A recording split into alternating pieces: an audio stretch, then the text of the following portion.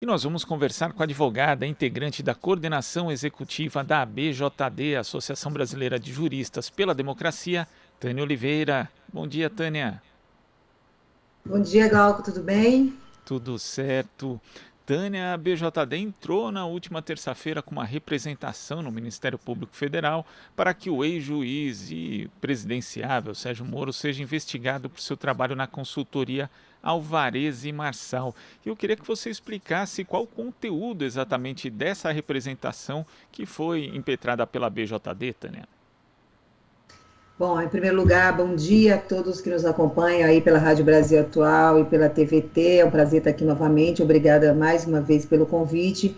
A Associação Brasileira de Juristas pela Democracia, cumprindo aí com a sua missão de defesa da democracia e do Estado Democrático de Direito, entrou no Ministério Público Federal para que o ex-juiz, ex-ministro do governo Bolsonaro e agora candidato, pré-candidato à presidência da República, Sérgio Moro, explique quais são os termos exatamente do contrato que ele celebrou com a consultoria norte-americana Alvarez e Marçal.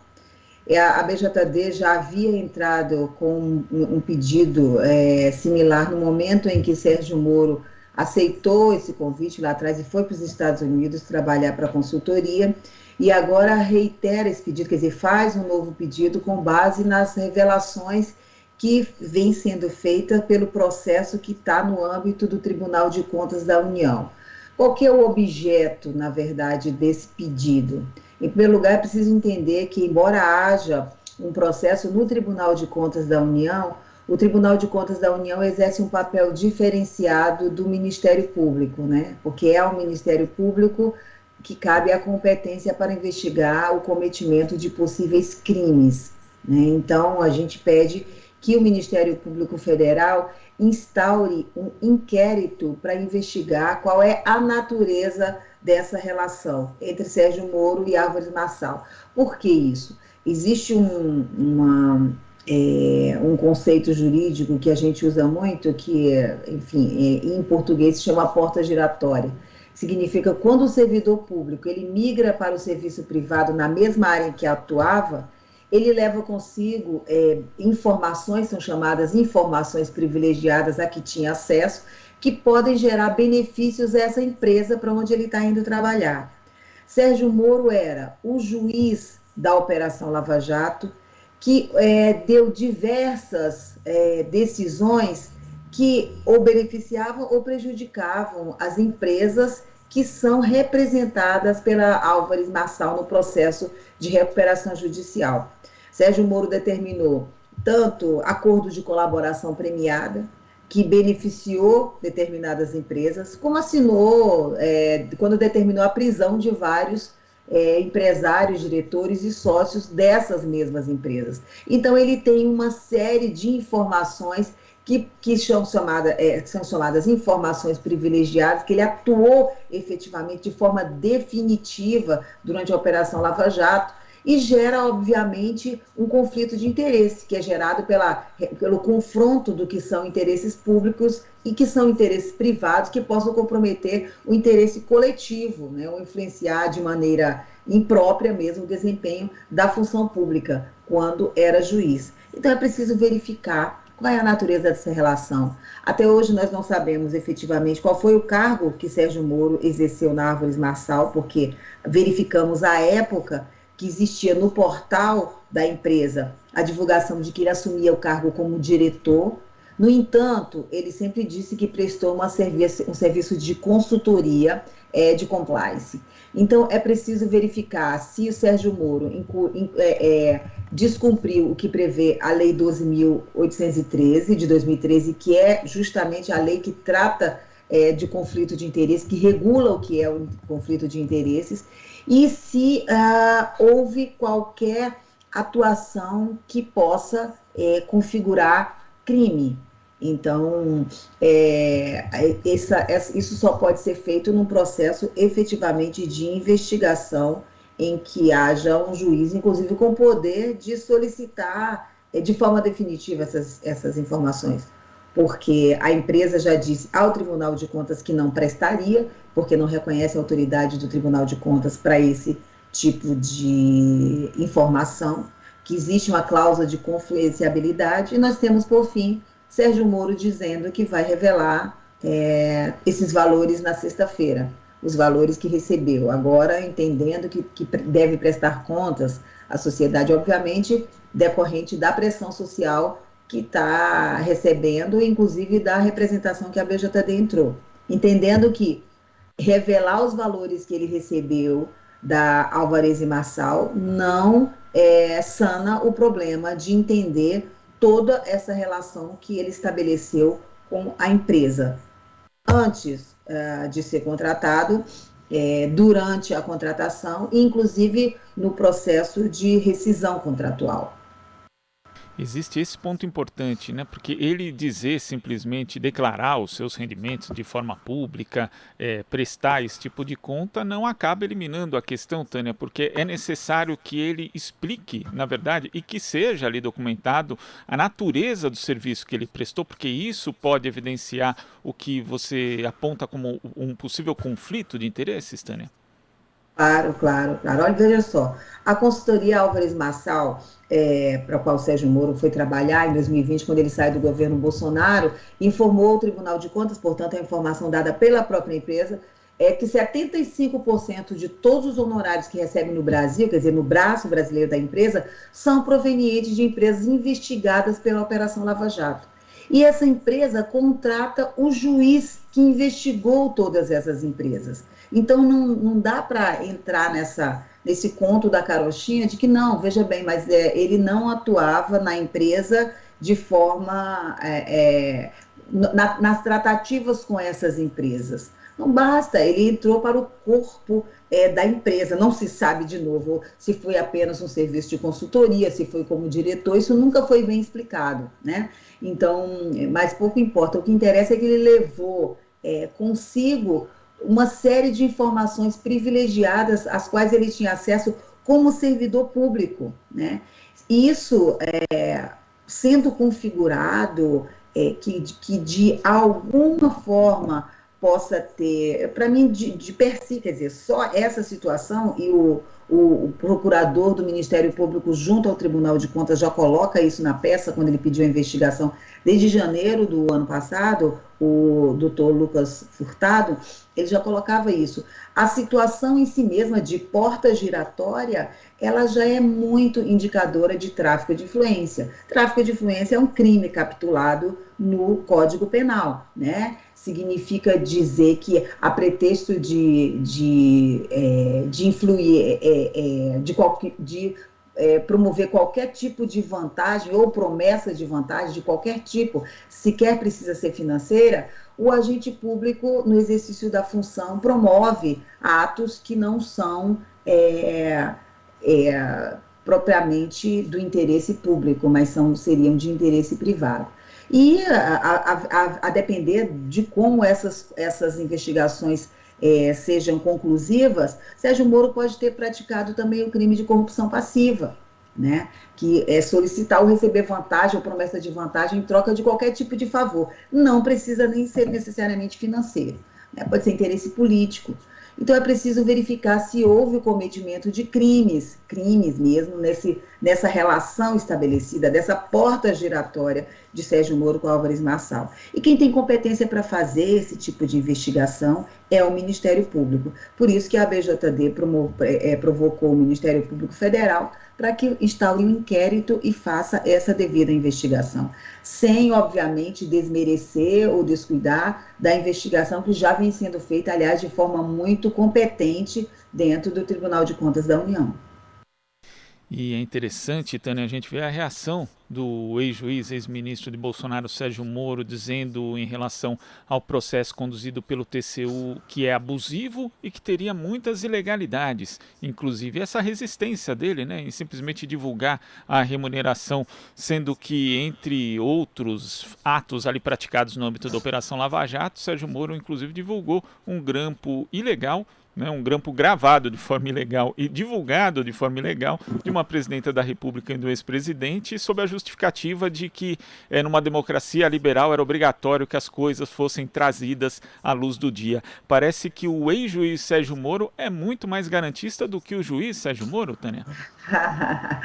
Olha, Glauco, perfeita a sua fala, porque eu sempre dou esse mesmo exemplo também. Chega a ser uma grande hipocrisia toda essa fala do Sérgio Moro, né? Eu estava prestando atenção, ele falando das ilegalidades do processo do Tribunal de Contas. Um juiz que atuou sempre de forma completamente ilegal, desvirtuando o devido processo legal constitucional, tanto é assim que foi e é oficialmente um juiz declarado suspeito pelo Supremo Tribunal Federal. Não esqueçamos disso. Sérgio Moro teve toda a sua atuação como juiz declarada suspeita pelo Supremo Tribunal Federal. Portanto, não é uma fala da Tânia, de nenhum jurista, nem mesmo da BJD. Foi uma afirmação processual feita pelo Supremo Tribunal Federal. Agora, veja, a questão da transparência é a parte mais hipócrita da fala dele. Porque durante toda a condução, durante toda a atuação dele na Operação Lava Jato, ele justificava as revelações ilegais que fazia, inclusive você citou o melhor dos exemplos, ele fez o levantamento de sigilo, a divulgação ilegal de um grampo ilegal. Um grampo que já era feito naquele momento sem autorização judicial e que tinha na interlocução uma presidenta da República, para a qual, obviamente, ele sequer era competente para tecer qualquer ação. Aquela interceptação telefônica, aquele grampo, ele foi considerado ilegal pelo ministro Teori Zavascki, do Supremo Tribunal Federal. É importante ressaltar isso, embora não tenha tido, infelizmente, nenhuma consequência. Ele pediu escusas e ficamos por isso mesmo. Agora, Sérgio Moro sempre pautou as ilegalidades que praticava sobre dois vieses. O primeiro, de se dizer o arauto do combatente da corrupção e de dizer que servidor público, agente público, dirigente público, devia informações sempre públicas à sociedade, que era dever do agente público prestar contas à sociedade. Portanto, o que ele estava fazendo ali era somente obedecendo normativas de publicidade, obedecendo ao princípio constitucional da publicidade.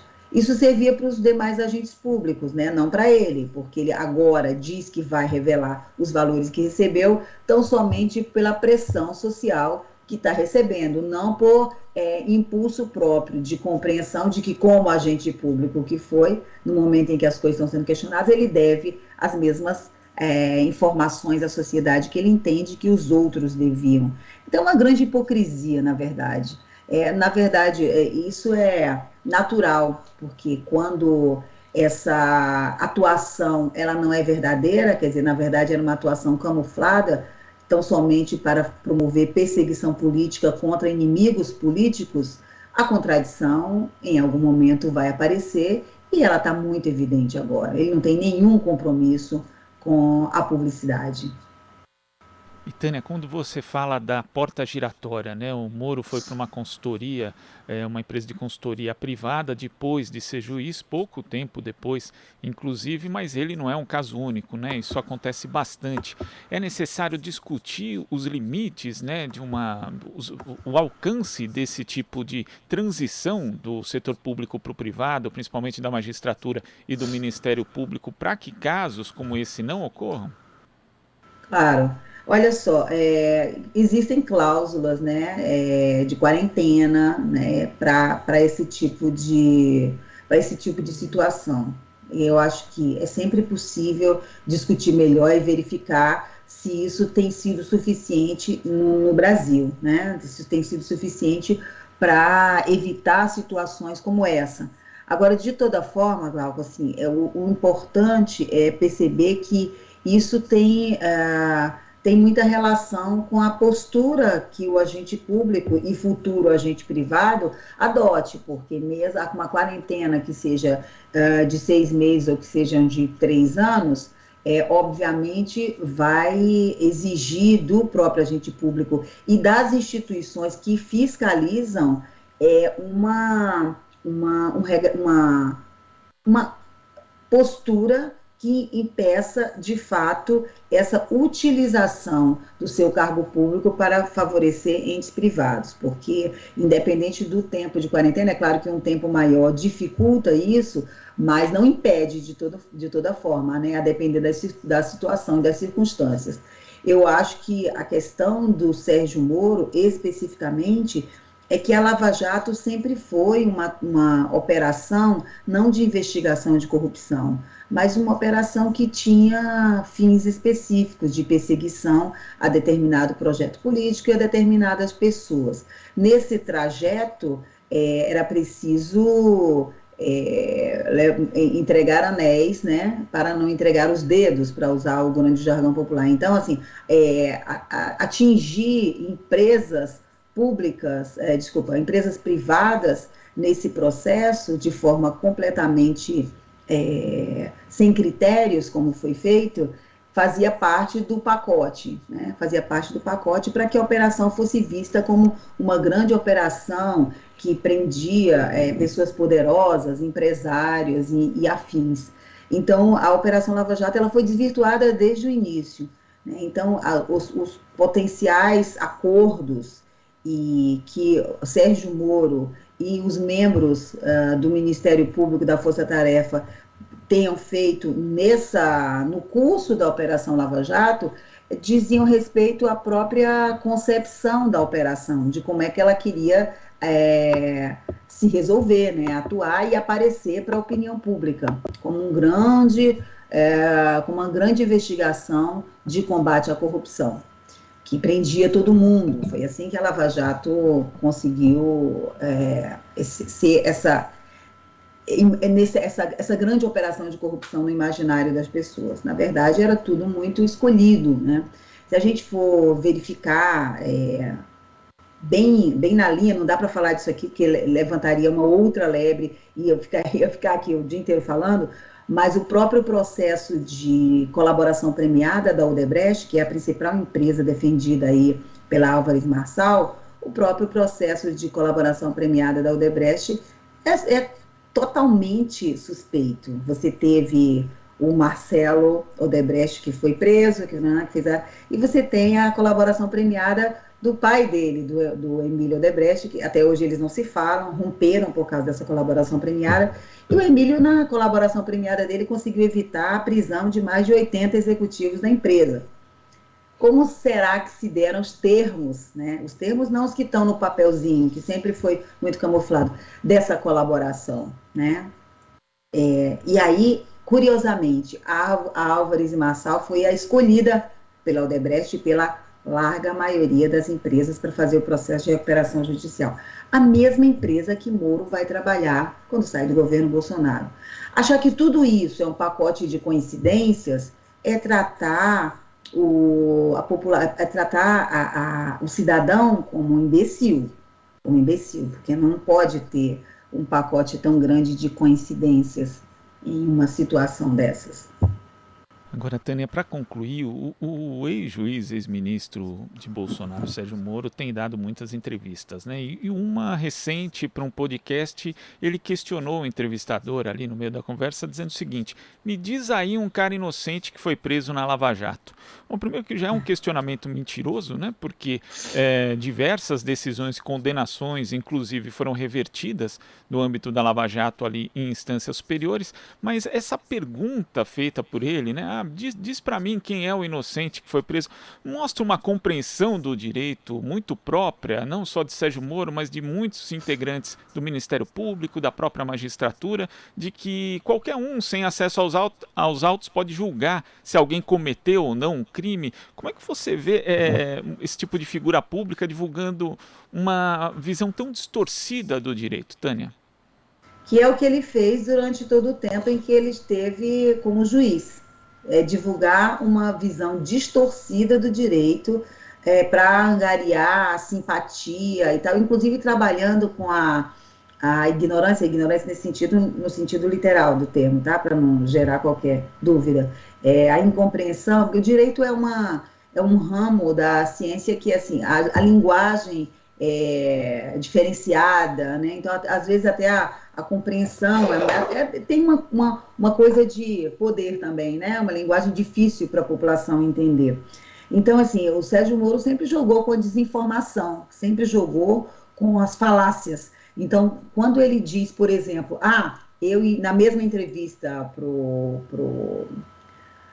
que você está citando, ele também fala assim, olha, eu era o juiz que fui o juiz que conduziu a Lava Jato. E aí, é curioso, né? Porque juiz não conduz investigação. Juiz é o servidor público que tem a obrigação constitucional de imparcialidade, que tem que ser neutro, que tem que tratar as partes de forma igualitária. Então, quando ele diz, é totalmente ato falho. Eu conduzi a Operação Lava Jato, o juiz não conduz a operação de investigação, o Ministério Público conduz a operação de investigação, mas ele se entrega que a relação dele com o Ministério Público sempre foi uma relação completamente legal durante a Lava Jato. A outra questão, que é o que você coloca, é uma falácia que ele vai levar, sobretudo levando essa candidatura e tendo que debater com um personagem que ele condenou e prendeu, que é o ex-presidente Lula, ele vai usar isso como mantra, de que, na verdade, Lula não é inocente, o que houve, e ele disse isso também na mesma entrevista, ele disse isso repetidamente, o que houve foi uma questão meramente processual, por isso que ele pode ser candidato, que ele é elegível, etc, etc, etc. Então, vamos lá. Existem as nulidades no processo penal, elas são definitivas, né? As nulidades, elas colocam, obviamente, qualquer pessoa que está submetida ao sistema, se for essa a conclusão, na situação de inocente, evidentemente. Se um juiz é declarado suspeito, significa que todos os atos dele contra aquela pessoa sobre a qual a suspeição foi declarada, eles não poderiam ser praticados. Então, uma pessoa que foi julgada por um juiz declarado suspeito é evidentemente inocente. Isso não é questão meramente processual. Significa que os processos que Moro conduziu, né, aí no caso o juiz conduz mesmo, que os processos que Moro conduziu contra Lula são nulos e, portanto, jamais deveriam ter ocorrido. E uma pessoa que foi submetida ilegalmente ao sistema por um juiz parcial, declaradamente parcial, é obviamente inocente. Então, é uma falácia. Ele faz uma falácia. Não, ele não foi... Na verdade, ninguém na Lava Jato, ninguém que foi preso na Lava Jato, foi condenado preso na Lava Jato, era inocente. Isso aí que aconteceu foi uma questão processual por erro do Supremo Tribunal Federal. Falácia. Ele é um juiz declarado suspeito pelo Supremo Tribunal Federal. Juiz declarado suspeito significa que não poderia ter praticado nenhum dos atos que praticou contra aquele cidadão. E aquele cidadão é, obviamente, inocente. Tânia, queria agradecer demais a sua análise e suas explicações aqui no Jornal Brasil Atual. Até a próxima. Eu que agradeço, Glauco, é sempre um prazer estar aqui. Obrigada aí aos ouvintes da Rádio Brasil Atual e aos telespectadores da TVT. Um bom dia e um bom trabalho para vocês. Bom dia. Conversamos aqui com a advogada integrante da coordenação executiva da ABJD, Associação Brasileira de Juristas pela Democracia, Tânia Oliveira. Você está ouvindo Jornal Brasil Atual. As notícias que os outros não dão.